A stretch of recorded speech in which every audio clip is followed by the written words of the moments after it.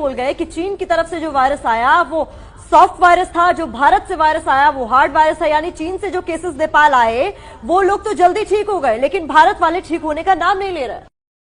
खाते भारत का है, गाते चीन का है, इसी खबर का रुख कर लेते हैं। भारत में फिल्मों से मशहूर हुई अभिनेत्री मनीषा कोइराला ने नेपाल के विवादित नक्शे पर नेपाल का पक्ष लिया है। नेपाली अभिनेत्री ने नेपाल के दावे को सही बताया है। नेपाली विदेश मंत्री प्रदीप गव्याली के ट्वीट का जवाब देते हुए मनीषा कोइराला ने ये भी बात कही है। सिर्फ इतना ही नहीं, उन्होंने इस मुद्दे पर चीन को भी पार्टी माना है। दरअसल मनीषा कोइराला का अगर आप ट्वीट देखें तो बाकायदा उन्होंने कहा है कि जो दावा नेपाल की कैबिनेट ने नए मैप के जरिए किया है वो ठीक है।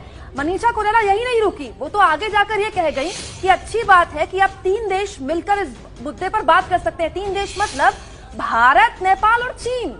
देखिए, नेपाल ने अपनी कैबिनेट में भारत के 3 इलाकों को अपने इलाके का बताया, अपना बताया और उसको लेकर एक विवादित नक्शा पास किया। उसी पर मुखर होकर अब सामने आ गई है मनीषा कोइराला, जो कि अब तक कहीं भी तस्वीर में नहीं थी, और उन्होंने इस मुद्दे पर एक विवादित बयान दे दिया। और इसलिए हम आपको खबर दिखा रहे हैं कि खाते भारत का है और गीत चीन का गाते हैं। नेपाली नागरिक रही मनीषा कोइराला, बड़ी फिल्मों में स्टार बनी, स्टारडम हासिल हुई उनको रोजगार यहाँ भारत में मिला।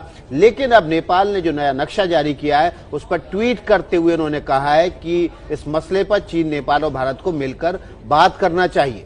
हम बता दें आपको, 90 के दशक में सौदागर फिल्म से इंडस्ट्री में उन्होंने जगह बनाई। एक वक्त में 90 के दशक में खान्स की हीरोइन कहा जाता था मनीषा कोइराला का। बेहद खूबसूरत उनकी अदा थी, उनकी फिल्में हिट होती थी। मनीषा कोइराला ने जब जो पाया है भारत से पाया है, लेकिन आज जो मनीषा कोइराला ने कहा है नेपाल के नए मैप को लेकर वो बेहद हैरान करता है। मनीष कोइराला ने ट्वीट क्या किया है ये भी आप जान लीजिए। उन्होंने क्या मनीषा कोइराला ने ट्वीट किया, आप आपके सामने रख रहे हैं।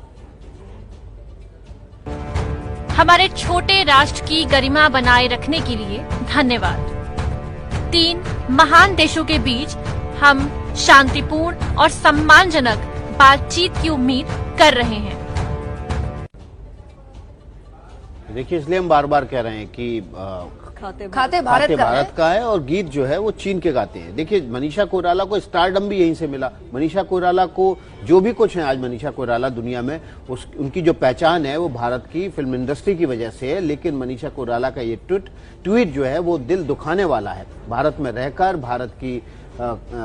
भारत से रोजी रोटी कमाने वाले अब ऐसे विवादास्पद नक्शे पर ट्वीट करके चीन को पार्टी बनाने की कोशिश में जुटे हुए। तो चीन के इशारे पर क्या मनीषा कोइराला कर रही हैं एक्टिंग? देखिए, पिछले कई दिनों से चीन के इशारे पर नेपाल की तरफ से जो बयान आ रहे थे वो अच्छे नहीं थे। नेपाल की तरफ से कल एक बयान दिया गया कि दरअसल जो वायरस है वो चीन की तरफ से जो आया वो अलग था, भारत की तरफ का जो वायरस था वो अलग था।